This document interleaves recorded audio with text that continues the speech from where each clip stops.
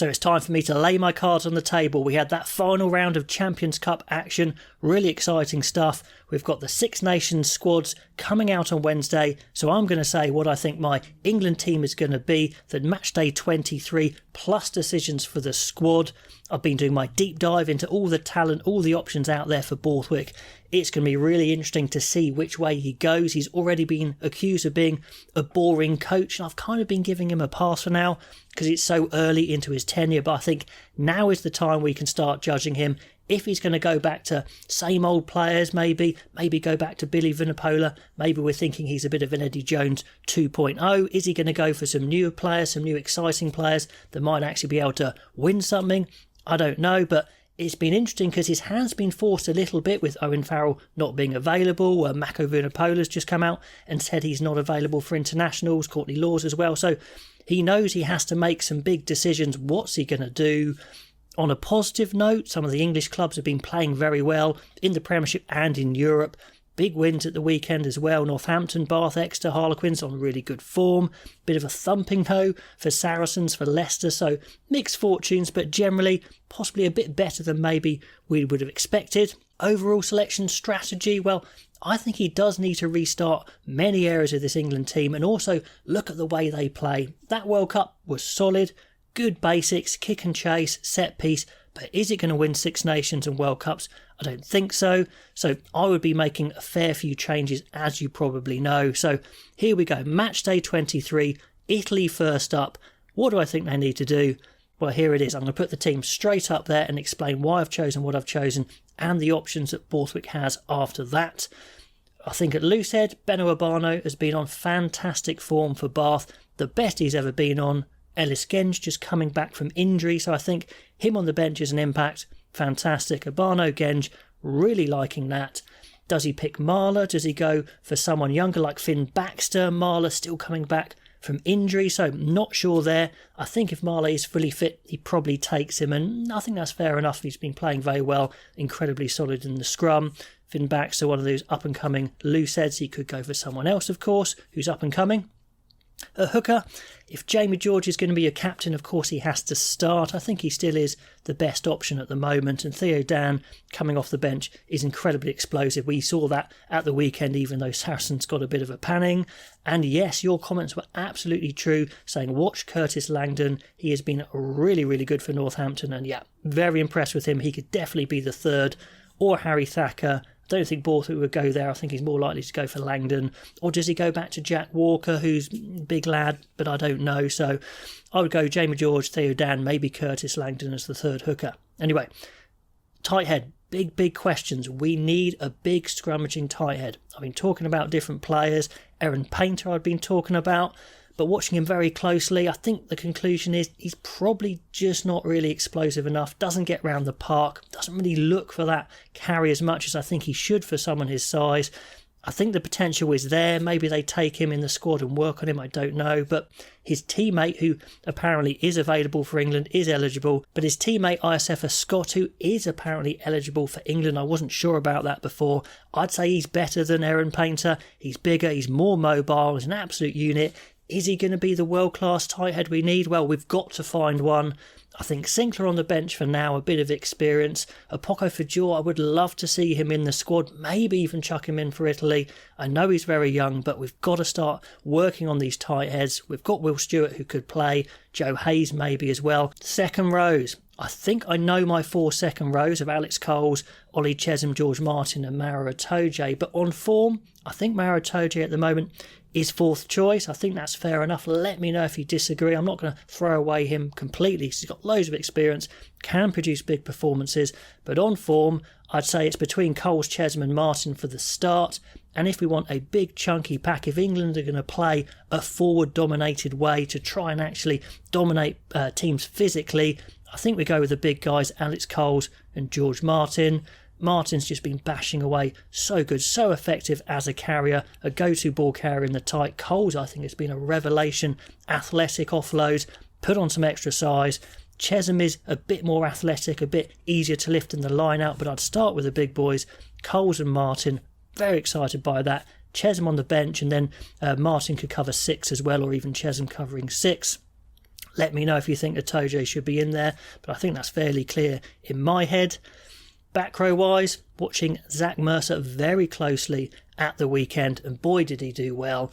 I did say he can get dominated in contact sometimes, and he can do, but what he does is he uses his footwork so well to spin, to move, to get on the shoulders, to get through that contact. If he was our go-to ball carrier at international level, I'd be a little bit concerned. But if we've got George Martin and then Alfie Barbary at 8, I think him as a bit of an extra spark there, a bit of an extra twinkle toes, some carrying, some offloading, some linking, some passing. I think it could be quite special actually. Him at 6, Ben Earl at 7, Alfie Barbary at 8. I really like that a lot. Let's talk Barbary. He's an absolute beast. If you want someone just to carry straight and hard, he's our go-to option. He does need to be careful. He got some cards at the weekend. He's been sent off before, I think, an under-20 Six Nations. He was going to star at hooker and he got sent off for lifting someone up or something. Can't quite remember the exact details, but he might need to go a little bit lower in the carries and the tackle. But if you want a beastie ball carrier, I think he's the man. He's ready. He's on form. He's at 8. Tom Pearson, I think, wins the battle of the 7s to cover on the bench, plus he could play across the back row. Ben Earl could play 8, Zach Mercer could play 8. I think, of course, Martin could come and play 6 as well, so plenty of cover there. Underhill, is he injured? I'm not sure, so I'm left him off. I'd love Guy Pepper in the bigger squad. Cunningham South we haven't seen enough of, so I'm not quite sure, but I think Tom Pearson wins that battle for the bench. You know, I'm a fan there. Does Alex Dombrandt get pushed out? Or maybe he's the guy that misses out. If Barbary's an 8, we know Mercer's an 8, and we know that Ben Earl can play 8, so is there need for an Alex Dombrandt in the squad? He's a very good player for Harlequins. Does he deserve an extra chance? I'm not sure, but I'm very happy with the way this is shaping up. This pack could be a dominant pack. It does have a bit of speed in there, a bit of offloading as well, but brutal, strong, it could work. Scrum halves is very easy for the 2 names that have got to be in there. Alex Mitchell will be in there because he was the number 1 choice for the World Cup, playing so smoothly, so well, so much more confidence. The best he's been, as is Ben Spencer. If he is not in the Six Nations squad, I will start to go off Steve Borthwick a bit because it's so clear, has to be in there as the number 2. And then it's take your pick for the number 3. Do you go for the nippy Harry Randall? He's a bit smaller, maybe his kick isn't as big. Gus Waugh's a very good functional player, but has he got an outstanding part to his game? Rafi Quirk needs to work on the opposite, maybe his game management, but we know he's quick. Danny Kerr's still a great player, but he's that bit older. So Alex Mitchell, Ben Spencer, definitely, plus one other. Don't mind too much, but those 2 have to be in the squad. 10, 100% Marcus Smith. You know I'm a fan. I'm backing him, and I think he's clearly the best 10 that we have at the moment, playing the best he's ever played in all aspects of the game. He's not going to be huge. He's not going to make massive tackles, but I think he's as committed as he can be. It's the same kind of thing with George Ford anyway. But those 2 as the 2 10s, fantastic. And I really think England need to take Finn Smith in the wider squad. Otherwise, Scotland will have him away. Get Finn Smith cap for sure because he's a talent and you do not want to lose him. That is for sure. In the centres, massive questions in the centres. Ollie Lawrence has to feature somewhere. Playing so well. Yes, he's better at 13, but we need a 12, and he's got some gaps there, so he needs to start at 12. Tommy Freeman at 13, a fantastic all-round player. We'll need to see him at 13. Are his hands good enough? There's some comments I've been hearing flying about, but he's big, he's strong, he's quick. Is he international winger quick? Maybe not, but 13 could be great. Give them some game time, and then it's a really big choice. Do you take some specialist 12s? Young Seb Atkinson for Gloucester is a great player. He's a good tackler. He's a great passer. Very similar to Dan Kelly of Leicester, those 2. Could definitely take one of them. Ollie Hartley for Saracens, very inexperienced, but could be the guy you need there. Big guy. He could come in mainly on potential. Fraser Dingwall could be a guy to get as well. Henry Slade's been playing great, but, been there maybe. Is he going to be around for that much longer? I don't know. Will Joseph, is he a bit injured? I think he is at the moment. So if he's going to be fit, he would be in for me.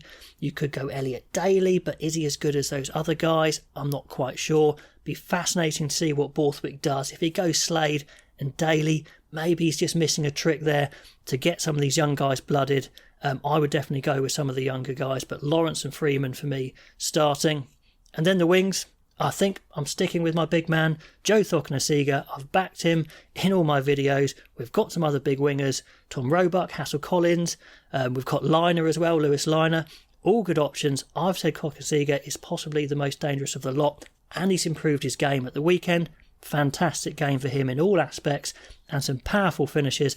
So I think I've backed the right horse there. Courtsey on one wing and Feo Abusu, absolutely get the guy capped. Sure, he's green, he might make mistakes, but I think he's got a good all-round game as well. I think his high ball game is very good, although those two will definitely get peppered with high balls. So I think you start Freddie Stewart as a bit of an anchor at the back. And the form-man, George Furbank, can cover on the bench. He can cover fullback, he can cover 10, he can cover wing. Tommy Freeman can cover other places as well. So I think there's plenty of flexibility there. I think Murley's injured, but what other wingers do you put in there? Anthony Watson isn't back to full fitness, so maybe he doesn't go. Do you get the speed of Radwan? Joe Carpenter is an interesting guy at fullback. So loads of decisions to be made.